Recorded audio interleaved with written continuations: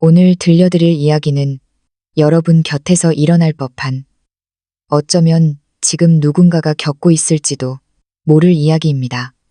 그럼 천천히 시작해 보겠습니다. 시어머니의 환갑잔치날, 집에서 혼자 컵라면을 먹고 있는데 남편에게 전화가 왔습니다. 당장 와서 계산 좀 해. 엄마가 기다리셔. 급한 마음에 달려가 계산을 하기 전 저는 딱 한 가지 일을 했습니다. 그리고 바로 다음 날 시댁은 파산했고 식구들은 길거리에 나앉게 되었습니다. 황당하시죠? 여러분이 헷갈리지 않게 사건의 전말을 처음부터 차근차근 말씀드릴게요. 작년 겨울의 일입니다. 매서운 섣달 추위로 입김조차 서리로 변할 만큼 추운 날이었죠. 저희 시어머니 박옥자 여사님께서 딱 환갑을 맞으셨습니다. 한국 정서상 환갑은 그냥 넘길 수 없는 큰 잔치잖아요. 저는 며느리 도리를 다하겠다고 한 달 전부터 선물을 고르며 정성을 쏟았습니다. 백화점을 몇 바퀴나 돌며 추위를 많이 타시는 어머니를 위해 최고급 캐시미어 코트를 골랐습니다. 연회색 빛깔이 피부톤을 화사하게 살려주는 제 월급의 절반 가까이 되는 40만 원짜리였죠. 게다가 무릎 관절이 안 좋으신 걸 알기에 의료기기 매장에 들러 온열과 진동 기능이 있는 30만 원대 무릎 마사지기까지 샀습니다. 두 선물 가격을 합치면 제 한 달 생활비나 다름없었지만 하나도 아깝지 않았습니다. 가족이고 기쁜 날이니까요. 전날 밤 저는 붉은색 고운 포장지로 선물을 정성껏 포장해두고 남편 민준 씨에게 말했습니다. 여보, 내일 어머니 환갑이잖아. 우리 일찍 가서 도와드리자. 어머니 힘들지 않으시게. 민준 씨는 고개를 끄덕이며 말했죠. 알았어. 당신은 내일 천천히 준비해. 내가 먼저 호텔 가서 세팅하고 있을게. 저는 그 말에 기분이 좋았습니다. 가족들이 다 모여 북적거릴 잔치를 생각하니 설레기도 했고요. 다음 날 아침 7시부터 일어나 씻고 집안을 말끔히 치우고 곱게 포장한 선물을 든 채 소파에 앉아 남편이 데리러 오기만을 기다렸습니다. 그런데 8시, 9시, 10시가 넘도록 남편은 코빼기도 보이지 않고 전화 한 통 없었습니다. 11시가 다 되어가자 초조해졌습니다. 호텔 일이 너무 바쁜가 싶어 제가 먼저 전화를 걸었죠. 한참 만에 받은 전화기 너머로 시끌벅적한 소리가 들려왔습니다. 여보, 어디야? 나 데리러 온다며? 점심때 다 됐는데 잔치 시작하는 거 아니야? 잠시 정적이 흐르더니 민준 씨가 귀찮다는 듯 툭 내뱉더군요. 아, 당신? 깜빡하고 말 안 했네. 오늘 호텔에 손님이 너무 많아서. 엄마가 당신은 올 필요 없대. 돕지 않아도 되니까 그냥 집에서 쉬어. 순간 머리를 한 대 맞은 것 같았습니다. 오지 말라니요. 시어머니 환갑인데 며느리가 안 간다는 게 말이 되나요? 그게 무슨 소리야? 선물을 다 준비했는데 왜 오지 말래? 며느리가 환갑잔치에 안 가면 사람들이 뭐라 하겠어? 민준 씨는 우물쭈물하더니 핑계를 댔습니다. 엄마가 그러시라는데 토달지 말고 그냥 집에 있어. 쓸데없는 생각 말고. 그러고는 제 말은 듣지도 않고 전화를 끊어버렸습니다. 휴대폰을 쥔 손이 부들부들 떨렸습니다. 아무리 일손이 필요 없어도 그렇지 며느리를 오지 말라니요. 저는 이 집 식구가 아닌가요? 식탁 위에 놓인 붉은 선물 꾸러미가 처량하게 느껴졌습니다. 혹시나 마음이 바뀌어 다시 연락이 올까봐 12시가 넘도록 기다렸지만 전화벨은 울리지 않았습니다. 배에서 꼬르륵 소리가 났습니다. 밥이라도 먹어야겠다 싶어 부엌에 갔지만 혹시라도 오라고 할까봐 요리를 할 수도 없었습니다. 에라 모르겠다. 찬장을 뒤져 평소엔 잘 먹지도 않는 매운 컵라면 하나를 꺼냈습니다. 물을 붓고 3분을 기다려 젓가락을 드는 순간 전화가 울렸습니다. 남편이었습니다. 역시 오라고 하는구나. 반가운 마음에 전화를 받았습니다. 그런데 대뜸 들려오는 목소리는 너무나 당당했습니다. 야, 너 어디야? 빨리 호텔로 와. 그래, 우리가 예약한 그 노블레스 호텔. 와서 계산 좀 해. 들고 있던 젓가락을 떨어뜨릴 뻔했습니다. 뭐라고요? 오지 말고 집에 처박혀 있으라더니 이제 와서 계산을 하러 오라고요. 화가 머리끝까지 치밀었지만 꾹 참고 물었습니다. 김민준 씨, 지금 뭐라 그랬어? 나보고 계산하라고. 잔치에는 부르지도 않더니 이제 와서 돈 내러 오라는 거야? 남편은 짜증 섞인 목소리로 말했습니다. 무슨 말이 그렇게 많아? 오늘 손님도 많이 왔고 호텔 규정상 선불 결제라 지금 계산해야 나갈 수 있단 말이야. 나 현금이 모자라서 그래. 빨리 와서 긁어. 잔치 망치지 말고. 기가 막혀서 말이 안 나왔습니다. 제가 이 집안의 ATM기인가요? 친척들 다 불러놓고 며느리만 쏙 빼놓더니 돈 낼 때 괜히 찼다니요. 싫어. 내가 왜 가? 당신들끼리 알아서 해. 밥 한 숟가락도 안 먹은 내가 왜 계산을 해. 그러자 남편이 소리를 빽 질렀습니다. 너 미쳤어. 우리 엄마 환갑이야. 계산 좀 하는 게 그렇게 아까워? 너 나랑 살기 싫어. 두 말 안 할 테니까 당장 튀어와. 전화를 끊고 멍하니 라면을 바라봤습니다. 국물 위에 둥둥 뜬 기름기가 마치 제 결혼 생활 같았습니다. 겉보기엔 그럴듯해 보여도 속은 이미 상해버린 그런 관계 말이죠. 그때 며칠 전 일이 떠올랐습니다. 시어머니와 남편이 방에서 소곤거리는 소리를 들었거든요. 잔치, 걔 돈 쓰게 해. 그때는 며느리 돈 쓰게 하기 미안해서 그런 줄 알았는데 알고 보니 저를 호구 취급하며 돈만 뜯어내려는 수작이었던 겁니다. 결혼 3년 차. 저는 시어머니께 정말 잘했습니다. 병원 모시고 다니는 건 기본이고 매주 좋아하는 만두 빚어 냉동실 채워드리고 명절 선물은 친정엄마보다 더 비싼 걸 해드렸습니다. 그런데 환갑잔치에 저를 부르지도 않고 계산원으로 부르다니요. 눈물이 핑 돌았지만 억지로 참았습니다. 울어봤자 해결될 일은 없으니까요. 이대로 당할 순 없었습니다. 도대체 무슨 꿍꿍이인지 친척들 앞에서 며느리 취급은 어떻게 하는지 직접 확인해야겠습니다. 퉁퉁 불어버린 라면을 두고 옷을 갈아입었습니다. 지갑을 챙겨 들고 택시를 잡아탔습니다. 오늘 끝장을 본다. 합당한 이유를 대지 못하면 10원 한 장도 못 내. 호텔 로비에 들어서자 축바곡자 여사님 회가변이라는 화려한 현수막이 걸려 있었습니다. 2층 연회장에서는 웃음소리와 생일 축하 노래가 들려왔습니다. 심호흡을 하고 계단을 올라갔습니다. 입구에서 친척들과 웃고 떠들던 남편이 저를 보더니 사색이 되어 달려왔습니다. 구석으로 저를 끌고 가더군요. 너 왜 왔어? 내가 집에서 기다리라고 했잖아. 안 오면 누가 계산해?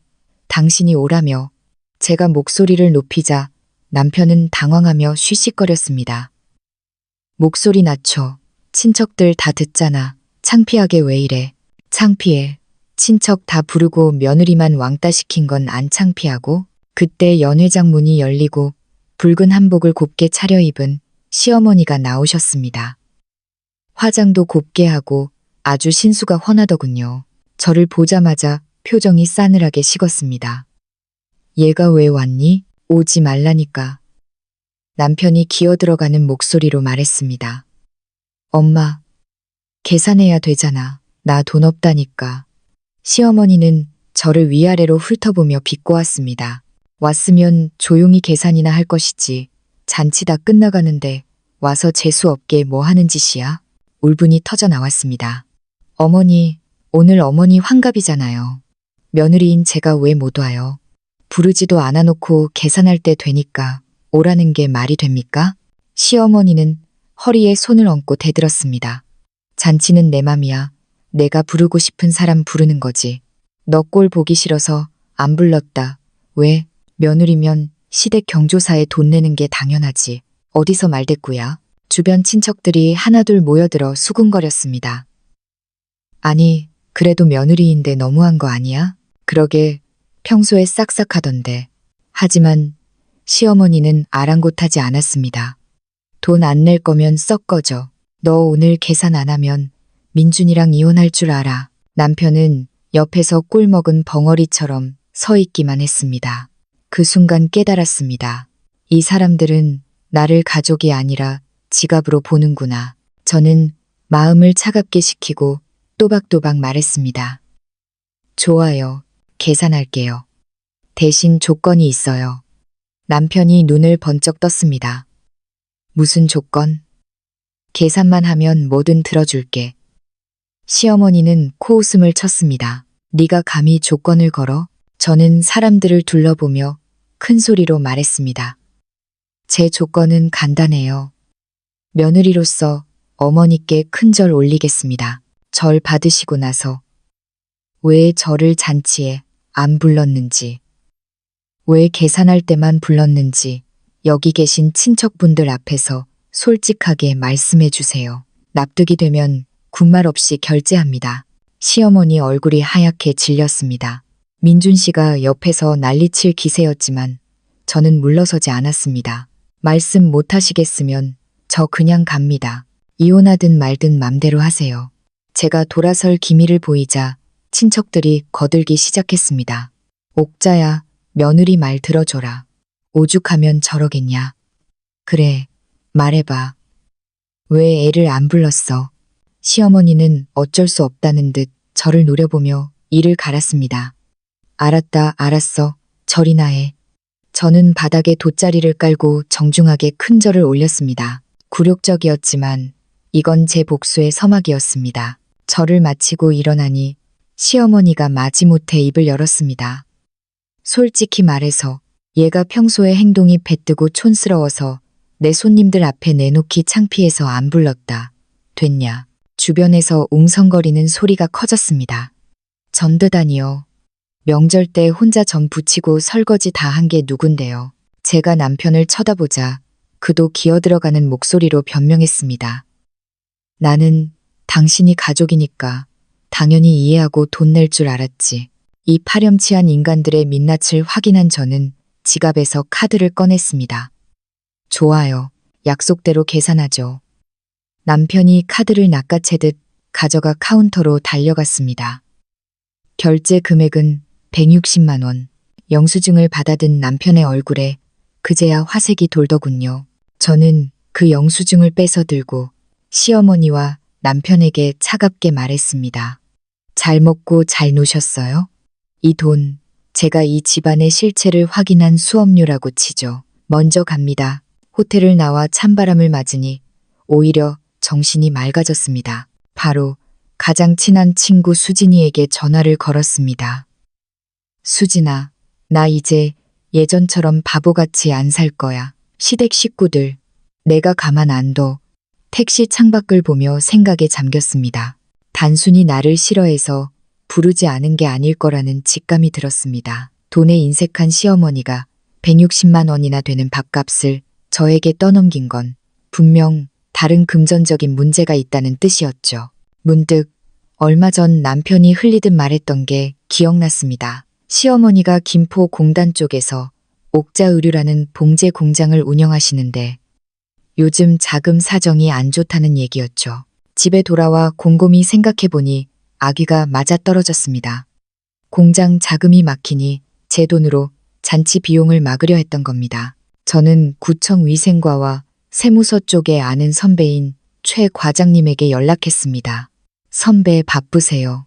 혹시 김포에 있는 옥자의류라는 공장 정보 좀 알 수 있을까요? 최 과장님은 공적인 일이라 함부로 알려줄 순 없지만 공개된 정보 내에서 문제가 있는지 알아봐 주겠다고 했습니다. 다음 날 아침 저는 아무 일 없었다는 듯 밥상을 차렸습니다. 남편은 밥을 먹으며 투덜거렸습니다. 어제 너 때문에 내 체면이 말이 아니었어.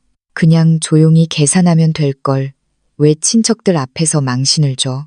망신은 누가 줬는데 며느리 왕따 시키고 돈 내라고 부른 건 자랑이야? 남편은 숟가락을 탁 내려놓으며 소리쳤습니다. 그깟 돈 좀 낸 거 가지고 생색은. 우린 가족 아니야? 가족? 필요할 때만 가족이지. 남편은 씩씩거리며 공장에 간다며 나가버렸습니다. 출근해서 일을 하고 있는데 수진이에게 카톡이 왔습니다. 야, 우리 사촌 언니가 어제 너네 시어머니 잔치 갔었잖아.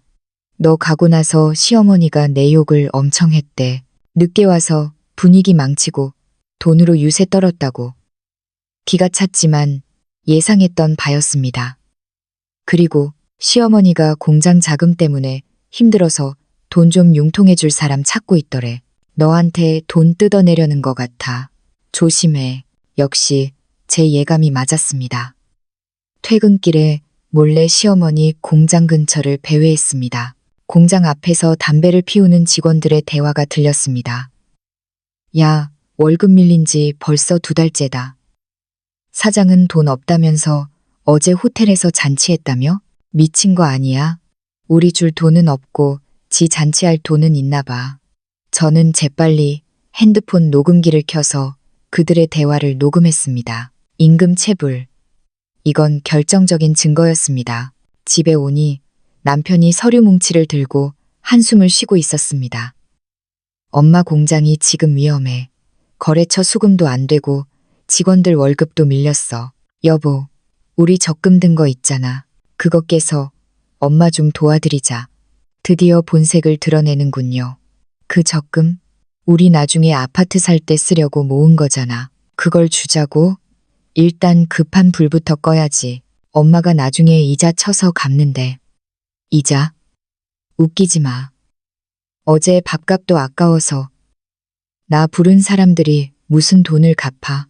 절대 안 돼. 남편은 서류를 바닥에 내동댕이 치며 소리쳤습니다. 너 진짜 이기적이다. 우리 엄마가 무너지면 나도 끝이야. 그럼 끝내. 나 당신이랑 못 살아. 남편은 문을 쾅 닫고 나가버렸습니다. 저는 바닥에 흩어진 서류들을 주워 사진을 찍었습니다. 거래처, 미수금 내역, 독촉장들이었습니다. 그날 밤 최 과장님에게 연락이 왔습니다. 지은아, 옥자 의류 좀 알아봤는데 문제가 많네. 탈세 의심 신고가 들어온 적도 있고 최근 하청 업체들한테 대금 미지급으로 민원도 많아. 증거만 확실하면 털 수 있겠다. 가슴이 뛰었습니다. 탈세의 임금 체불.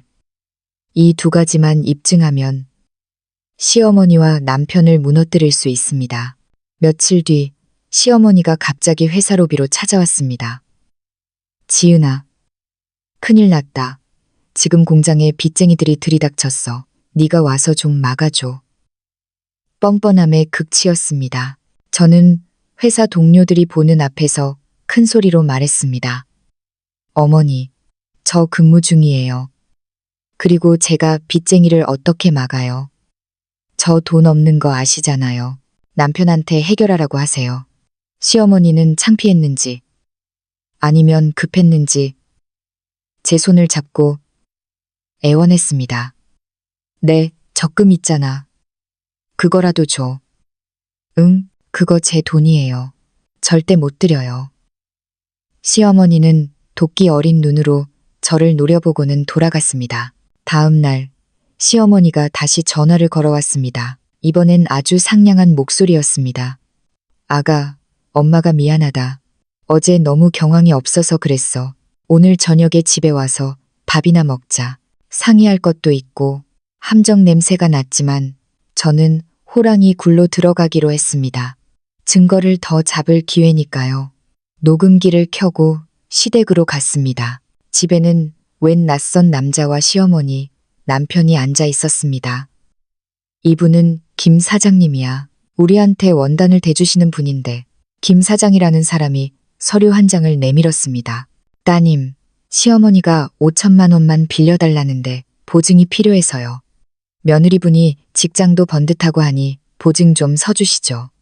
저는 속으로 코웃음을 쳤습니다. 연대보증을 서라고. 미쳤구나. 저는 순진한 표정으로 말했습니다. 어머, 제가 보증을 어떻게 서요? 전 그런 거 잘 몰라요. 그리고 어머니 지난번에 빌린 돈도 안 갚으셨잖아요. 시어머니가 눈을 부라리며 제 팔을 꼬집었습니다. 너 진짜 이럴래? 엄마 죽는 꼴 보고 싶어. 저는 아픈 척 비명을 지르며 뒤로 물러났습니다. 김 사장님, 죄송해요.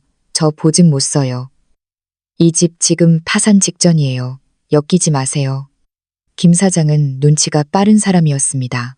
시어머니와 남편을 험악하게 노려보더니 자리를 박차고 나갔습니다. 당신들, 나 가지고 장난쳐. 내일 당장 돈 안 갚으면 기계 다 압류할 거야.